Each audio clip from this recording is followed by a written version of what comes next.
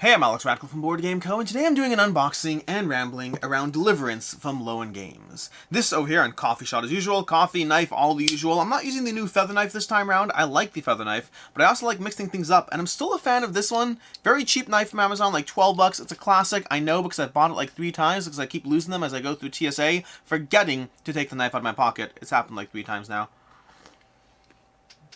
All I'm saying is it's a good thing I'm not into a $150 knife, because that would be an expensive hobby.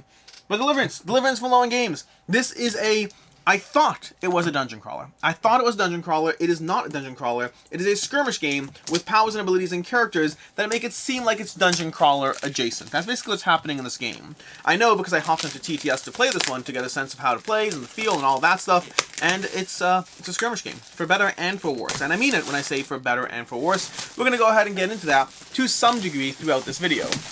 As usual, if you're new to the channel, this is an unboxing and rambling. We are not here to just talk about the game. We will, though, talk about the game. But we're here to talk about anything and everything, whatever comes to mind. And so, just, you know, if you like that kind of thing, then hit the subscribe button. Stay tuned. I usually have, like, one of these a week. Plus, of course, the, like, 14 or so other videos I put up every single week. And then past that, I have, like, actual opinions, and we'll talk about games a lot. Just not as much in my unboxings and ramblings. Deliverance, Lowen Games, gotta love thy nerd, loves this game, seal on it already. This was a crowdfunding campaign. I remember when it was on crowdfunding. This is not a game I backed. This is a game the publisher sent to me. Like I said already, hopped on TTS, enjoyed it enough that this one, well, I have it coming. Well, I have it here. Not coming anymore. I had it coming then. Now I have it here. We'll go ahead and get into it. So, in Deliverance, you're basically picking a bunch of angels, and you're fighting as the angels. Like I said already, this is a skirmish game. We have our rulebook over here. You know, let's go ahead and move the box out of the way. Let's put all this stuff off to the side. We have some fun acrylic standees to show you. We have things. We have things to get into over here. We have the Deliverance rulebook over here. Now, I have not read the rulebook, but I do know how to play the game mostly. I'm sure I'll need to check certain things. There's a skirmish mode. There's a campaign mode. I've only done the basic skirmish mode so far. With the options of the game, cooperative adventure that unfolds over multiple battles between an angelic host and their demonic enemies. Campaign game is one when players achieve the victory. Skirmish game is one when all demons, including the fallen prince, are defeated in the final battle. And the game is lost if all angels are defeated in battle. Angels defeated with their health reaches 0. So, I've played the skirmish game so far. I've not played the campaign. We have game set up on pages 6 to 7. Does not look overly intimidating. We have our main board over here. There's a playmat for this as well. You're going to have your skirmish tiles up there. And then we have the rules starting on page 8. How to play around. Page 8 we have over here. We have staging the final battle over here. We got a page 15. More staging the final battle. Angel actions, iconography, combat damage, movement adjacency. So we got a decently, it's like a very text-heavy rulebook. I'll say that. It doesn't seem that overwhelming, but it is text-heavy. You know, you got a nice little image here, which breaks it up, but a lot of text going on.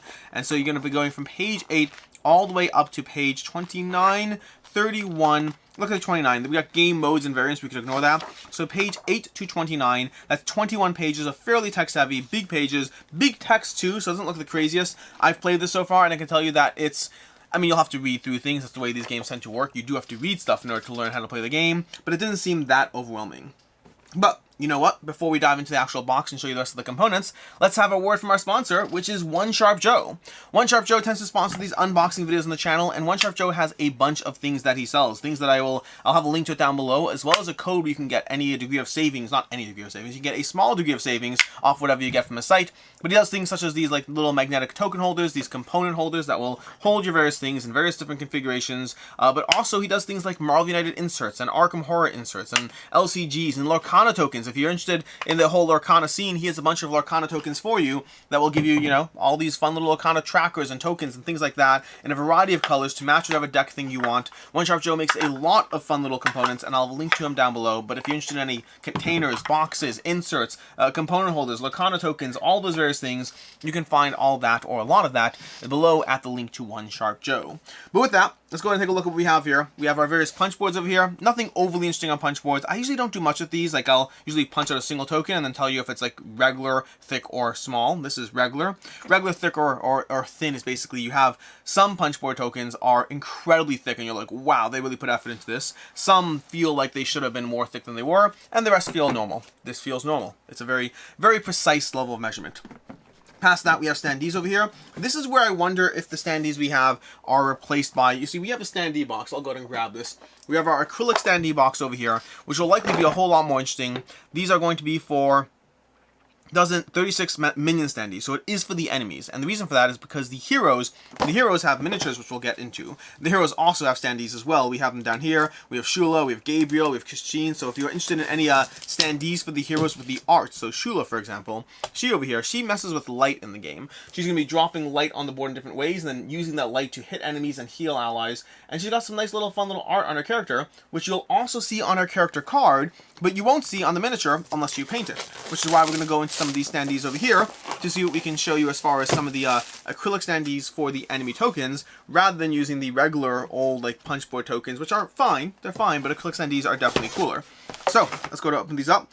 I don't know if we're going to show you everything here. Oh, we got angel standees too. Nice. So did it say that? Did it say that on the back? It said we have 9 acrylic angels, 11 acrylic princes, 36 acrylic minions, and 9 acrylic angels.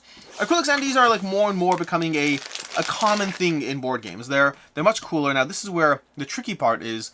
I need to figure out which side is printed on. I think it's printed on this side. You see, we got an acrylic little film on it, where I'm going to have to pull that film off, but this is where I want to do it properly. I'm not going to do it to everything in this video because I would cause issues if I did. The tricky part is if you don't figure out which side has it, you might just scratch up your standee. There we go. Okay, I got it. I think. See, I'm using my knife to peel this off. I'm hopefully doing this. I think I am. This is either that or I'm just slowly peeling off the back of this standee. I don't know. I can't tell. I can't tell if I'm breaking my standee or if I'm slowly getting to the film. There we go. It looks like I got the film. There's a few ways to do this, but I find very often using a knife against it very often will pull it off. As you can see over there. So over here, right about here, I managed to pull that up. And this is going to come off now, but you have to be careful because if you press too hard and you're doing the wrong side, then you'll damage your acrylic standee, which is no one's idea of a fun time.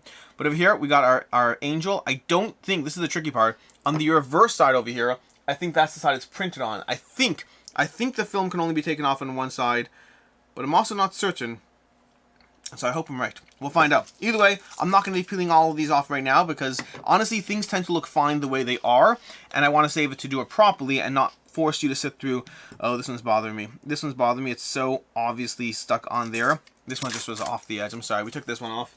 We won't deal with us later. Maybe. Probably. Anyways, so we got our characters over here. Our acrylic standees, the masked evil, the meddling imp. We have our hateful fiend, our tail leviathan. We have Antiochus. Oh my gosh, Antiochus is a mythical, biblical figure. That's one of the fun things about Deliverance. It has like a very biblical theme to it, which does mean that it might push some people away, and it might pull others more inclined to it. Although it could go in different directions. You're going to start off with the people who are very anti-religious, who don't want anything to do with any form of religion, and the game very much focused around like deliverance and angels and demons and all that stuff. Those people might be turned off by something that in your face just thematically. This is similar yet different to when Masters of the Universe, that's not true, Massive Darkness Hellscape had a very much heaven, angels versus demons kind of theme going on to it as well. The difference there is I think that was more thematically angels and demons versus Deliverance like literally is it's a step closer as far as anyone who's not interested in a religious theme might be a drop pushed off by it. Then you'll have a tier down with people who are just here for the games. They don't care, they don't mind, they want it, they're fine. No, sorry. The furthest tier away, well, there's different tiers. I'm not going to focus on distance. Let's focus on the 4 different tiers, because I think there are 4 tiers. There's religiously not interested in the game because it has a religious theme. There's don't care, I'm just here for a good game, don't really care either way. Then there's those who are religious and are actually more inclined towards the game because of the religious theme. Like, ooh, a Christian religion, angels, demons, or, you know, I'm Jewish, so I have that biblical background. Like, more inclined towards the theme because of that. Like, I like seeing Antiochus in a game. Is it my opinion of what Antiochus, and by the way, if you're Jewish, that CH over there, it's a ch. So it could be Antiochus, or it could be Antiochus. Chus. Chala. Anyways, Antiochus. And then there's going to have another step removed as well, which is where you're religious enough that the degree of sacrilege of having a religious theme incorporated into a board game could push you away, or having things that are not exactly lining up with what your religious viewpoint is. So those are the 4 tiers. Against it because of religion, indifferent, appeal to it because of religion, and then actually religious, but against it because of religion, just in a reverse direction. We have the Sandman over here. Also, by the way, I'm curious which camp, you know what, no, I'm not going to start that. I was going to ask you which camp you fall in, and this, by the way, this needs to be peeled off as well. Like, some of these are just sitting on the top, others need to be peeled off. But I was going to say which camp do you fall in, but I realized I don't actually want to start a I don't want to start a comment section about, you know, what degree of religion anyone is or isn't. You keep that stuff to, now I was going to say keep it to yourself, and that's just as bad. That's just as bad. Do what you want to do. Lead your life. Don't let me have any impact on that. I guess past the impact of, you know, maybe helping you buy a board game that appeals to you, or showing you something cool, because this game so far, I've only played it once, and I definitely enjoyed it. No question at all that I enjoyed it. But enjoying a game versus keeping a game are two very, very different things. If you watch my channel, my content enough, then by now you know that I don't keep most of the games I get. I always say this in my Games Leaving the Collection videos every month, but it's a practical reality. It's a limiting factor of time, energy, and attention. I play over 300 new games every single year, and with playing 300 new games every single year, are these more duplicates? There are some unique ones here, I don't know. These might be mostly duplicates, but there are some unique, so we're going to go through them. But the flip side of playing 300 new games a year means I can't keep them all because I have to keep a manageable collection. So I generally hold on to somewhere in the range of maybe, you know, 30 to 40 of those new games a year might get held onto for a short time frame, and maybe 10 to 15 of those new games a year will get held onto for a longer time frame. I'd actually have to go through like some stats. It would be an interesting conversation. I kind of want to go through, maybe I'll do this for a video. If I went through all the games in 2022 that were new to me that I kept, and then like how they held on, like which ones I kept. I'm curious about that. I'm curious. I know how many new games I played in 2022. I want to figure out how many I held on to for any length of time, and then how many are still here. I'm curious about that. I could do the same for 2021. This might be a fun little video series. See, this is the kind of stuff we figure out in a rambling video where we're just going all over the place, because I want to figure out those exact numbers. I've always given numbers, but I don't know how accurate they are. I just say things that sound right, which is basically how I do stuff. Anyways, so going back to that, I've enjoyed Deliverance so far. Definitely enjoyed it. It is a big box miniatures game. It is a skirmish game. Those are all things that I appreciate, or can appreciate if done well. I've already played it and enjoyed it from the one starting scenario I played. The powers and abilities are very fun. The thing about this game that gets me, and if you follow my stuff, you'll know this, I like powers and abilities. I'm pulled in by powers and abilities. And these angels you're controlling are all heavily asymmetric to begin with, but then they have the entire decks of cards you're going to use to level them up. And then past the decks of cards, you're also going to have entire stacks of armor. And so the way, or gear, not necessarily just armor, weapons, armor, gear, all those things. And so the way you combine all that is going to produce incredible degrees of asymmetry to the powers and abilities. The one thing holding it back for me so far is that it is more of a skirmish game than a campaign game. I said already, it's a skirmish game for better and for worse, and I meant it when I said for worse. You see, skirmish games have one fatal flaw that has often held them back from me in a way that dungeon crawlers are not held back. So for example, I played Cthulhu Death May Die, I love it, I have it. I played Massive Darkness, I love it, I have it. I've played, well, I guess, interesting, I wonder what World of Smog Rise of Moloch is. Same thing with Master of the Universe. I wonder what that is classified as. Those might be classified more as skirmish games, but they're skirmishes like with missions and goals and objectives, which really works for me pretty well. But for example, Super Dungeon Explorer, not Super Dungeon Explorer, I don't know why I said that. That is an old game. I didn't even like that game when I played it. But I meant Super Fantasy Brawl. For Super Fantasy Brawl, that's one where I played Super Fantasy Brawl. I liked it. I kept it for years, but I did eventually get rid of it because just recently, in a recent video I got rid of it, and that's because as a skirmish game, it does hold my attention less than a dungeon crawler. I'd rather play Massive Darkness than that. I'd rather play Too Many Bones than that. I'd rather play a lot of games with powers and abilities and characters than Super Fantasy Brawl, as much as I do like Super Fantasy Brawl. Now, I will say, one thing that is likely going to keep me a whole lot more interested in Deliverance than Super Fantasy Brawl is that evolving character growth, because while it is a skirmish game in some senses, it's also a dungeon crawl in others, and the way your characters level up and power up and get stronger and develop their asymmetry as they go, that feels very much like a dungeon crawl and not nearly as much like a skirmish game. So it has that going for it as far as the overall puzzle of the experience. We have one more bag of these acrylic standees to go through. I didn't realize how long it was going to take, but I also am taking my sweet time about talking about all kinds of things. So anyways, the issue that Deliverance does have from my one playthrough is not a review. Always remember that when I talk about games after one play, it is not a review. It is my starting first impression thoughts. Is that I really like the character leveling. I liked the enemy AI. I can't say I loved it. I liked the enemy AI. I liked the enemy system. But it wasn't like, oh my gosh, it's incredible. The character leveling, I'm like, that's what I'm here for. The thing that gives me life in this game is the character leveling, the progression, the building up your character, developing them differently every single time. That is why I'm here. The general enemy combat, tactical navigation, all that was good. It wasn't bad. It wasn't amazing. It was just good. I enjoyed it. And the thing that I did not like is the classic dungeon crawl aspect, classic skirmish aspect, I mean, in which a lot of it came down to closing the gap between you and the enemies with their AI, and then hitting each other as hard as possible. That's where it felt like a skirmish game. It didn't feel like I was exploring a board and uncovering things. It felt like, ooh, we have the ball over here. That's like, again, they got this religious aspect to it. The ball was this whole idol that they worshipped, and there's a false god and cast them down, and a whole bunch of religious stuff going on. Versus meddling imp, I don't have any biblical source for a meddling imp. That's just generic, you know, angel and demons kind of thing. Morbus, I don't know Morbus. I don't know. Like, again, some of these things I will have some reference as Metal Beam, Hateful Fiend. At this point, I'm actually paying attention to go through the ones you've seen already. We have Herod over here. Herod's got a biblical source to it, but I don't think he actually looked like that. And then lastly, we have Talu over here, which is an angel that name I don't recognize that name right away, as far as, like, obviously there's, you know, Raphael and Gabriel, which, by the way, have slightly Jewish verbiage in Orthodox Judaism. It's Raphael and Gabriel. So instead of Gabriel, it's Gabriel, and instead of Raphael, it's Raphael. Which, fun fact, I have both of those. Do I have both of those?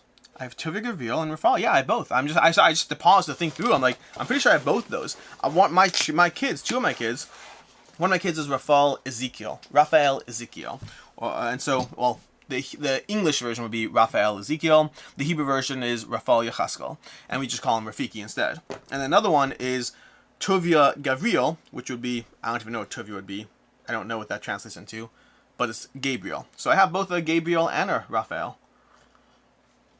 Anyways, with that, we got our these done. We have our dice over here. I like these dice. These are nice.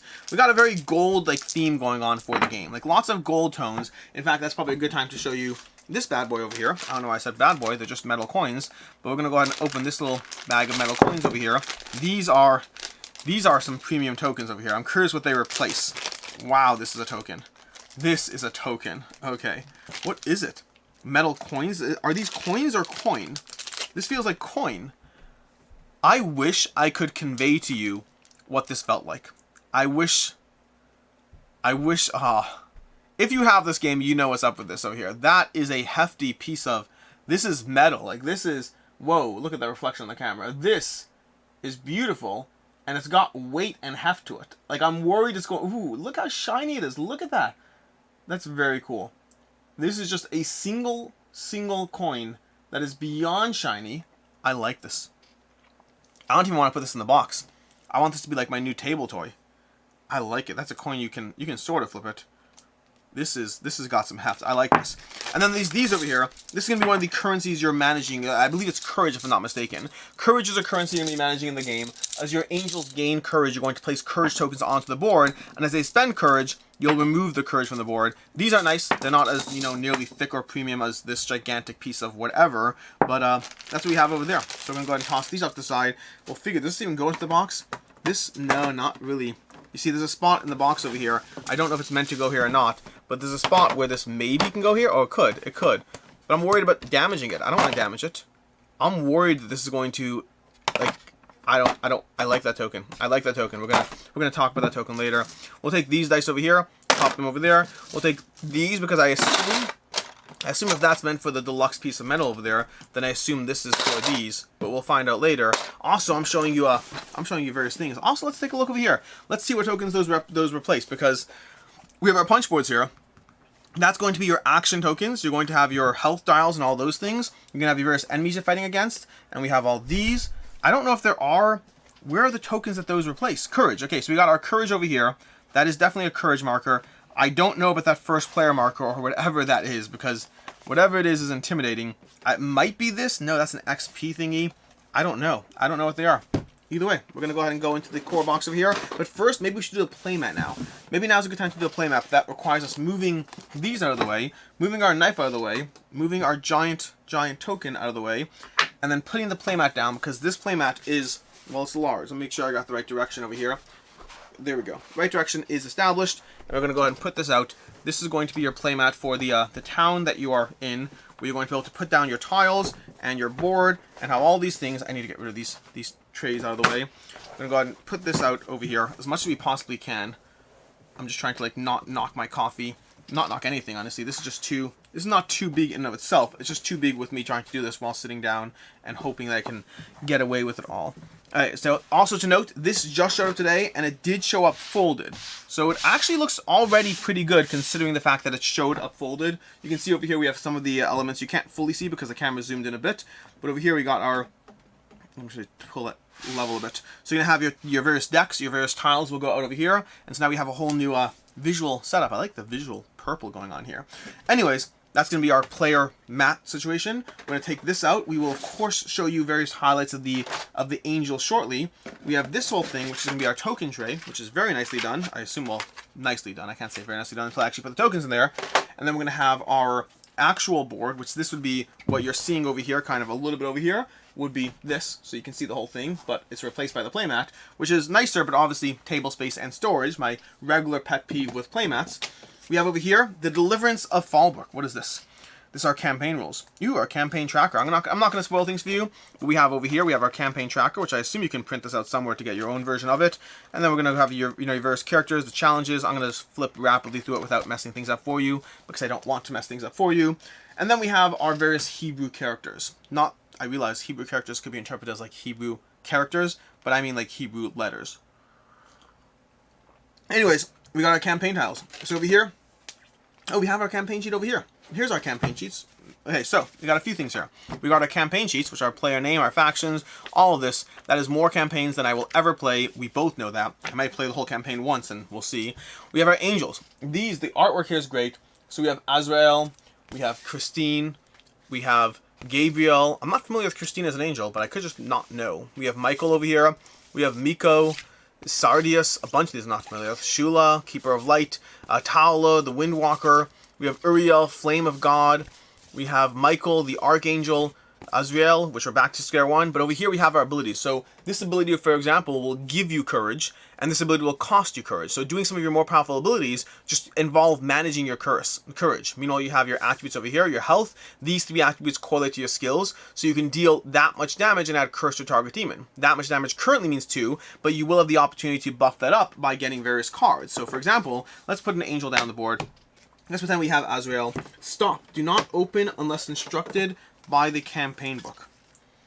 Every part of me wants to not listen, but I will listen. This says stop and just don't open, and I'm not going to spoil that for you. I'm not going to spoil it for me. I'm going to leave it as is, and we're not going to get into it. We do have a giant stack of enemies to go through. These are going to be fun enemy cards. We have our bosses and our regular Abomination cards. So here, this year, Abomination AI looks like it's going to have the lore on the background. Speaking of which, you also have angel lore on the background in some way, shape, or form. Again, I don't know how much of it is completely realistic versus made up for the game. I have no clue. I just haven't looked into it.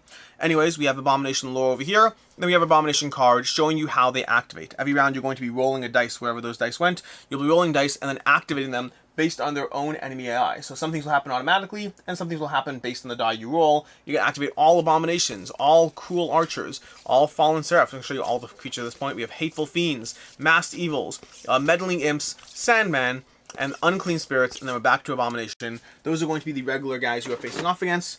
Then we have our thing that we're not going to open because I listen to the rules. I do. That's why I'm here. We have Antiochus over here as one of our bosses. We have the Baal. We have Deva. We have the Euphrates Frogs. Those are delightful. We have Herod the Great, and then back to Our Name is Legion.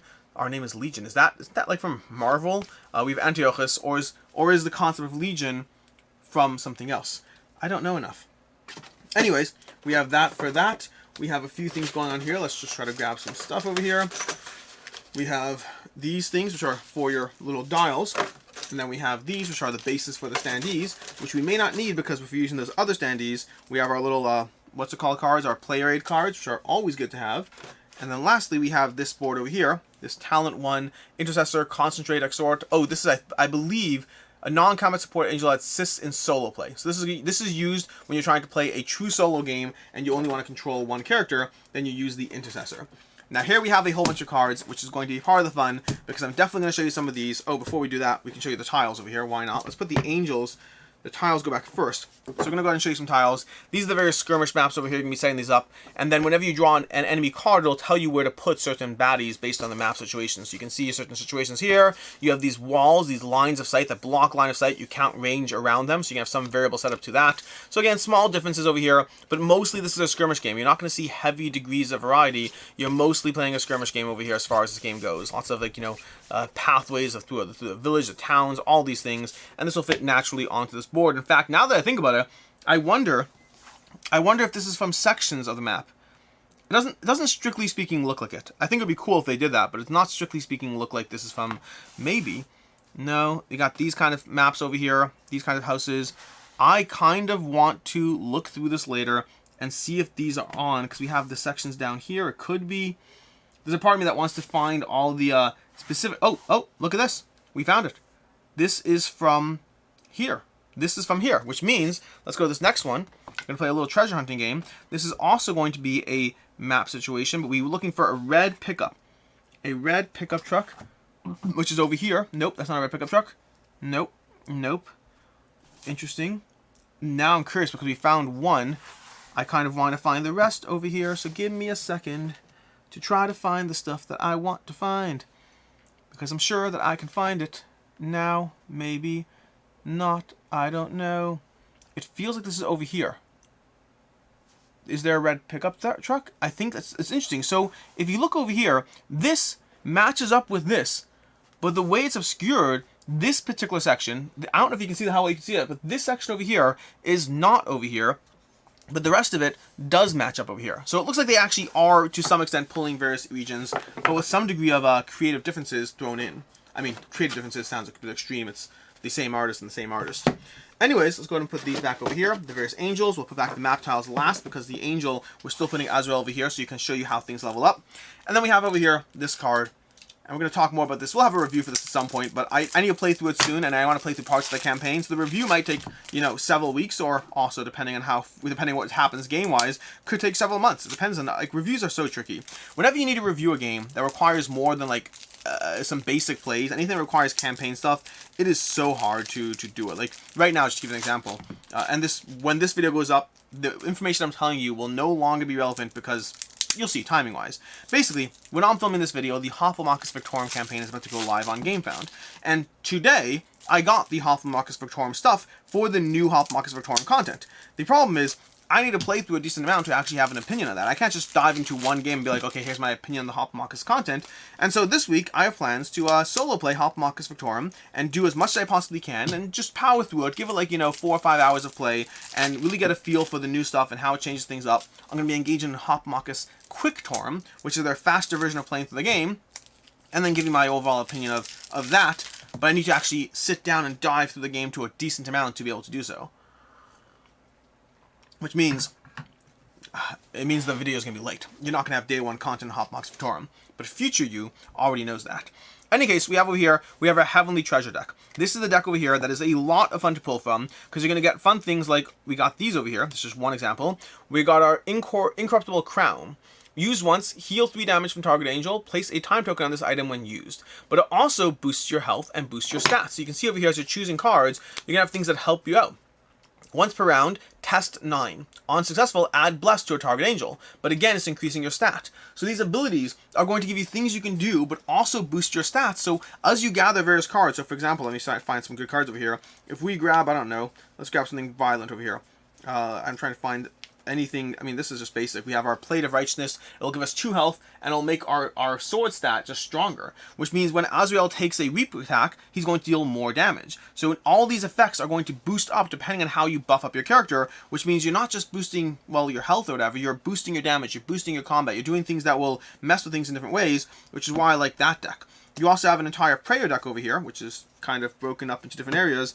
We have some prayer cards. Prayer cards are going to give you various things you can do on your turn. So for example, we can use this as an action, this card, deal 2 damage to each demon on the battlefield, then test 8. On success, deal 1 additional damage to each demon. So you're either dealing 2 or 3 damage to each demon. Those are prayer cards. You can draw those on your turn when you take a pray action. Pray action also helps remove negative stat effects. We have our Legion and our cards, our enemy boss cards over here. We can ignore these for right now. I have to figure out how to sort all these. But then you have your talents. So if you find Azrael, let's try to find Azrael over here. Let's see if we can find him. Nope, nope, nope. I need to find him. Miko. Miko's not that. We got Michael. Michael. We got Azrael. Very over here. So over here we got Azrael. Over here we got a set of talent cards. These are all his talent cards divided up into decks 1, 2, and 3. So when you're leveling up from level 1, you're going to shuffle up these cards. You're going to draw 2 level 1 talent cards. And this is a little different whether you're playing skirmish or campaign. But you're going to draw these cards, you're going to reveal them, and then you're going to pick one ongoing talent that you want. Do you, alternatively, want Fever Trail? When using your Spectral Walk, each demon on or just into space you move is afflicted with Wither or Cursed. So Spectral Walk is going to be the default movement ability. Or do you want Master of Pestilence? Whenever you defeat a demon with a skill, choose one, gain a shield, or add an affliction of your choice to another demon. So you're going to be building your character out differently in different ways, and that's true for your level 1, 2, and 3 talents. So you're going to have a lot of customization to your characters as you play through the game. We got more of these. There's so many of these. That's Sardius. That goes over here. I'm trying to figure out the exact order of these decks over here. The Prayer is going to go on top of that. This one's going to go on top of that. There's always a way that these decks are like sorted. So underneath here, we just have straight up Heavenly Treasure, and that's going to be a deck of cards. Which means, I know it's sad already, but I think we're officially done with the unboxing. Because I kind of showed you everything. Oh no, I didn't show you the angels. My bad. I'll get to the angel in a second. We're going to go ahead and show you all that in a second. Let's just go ahead and put these down into the box over here.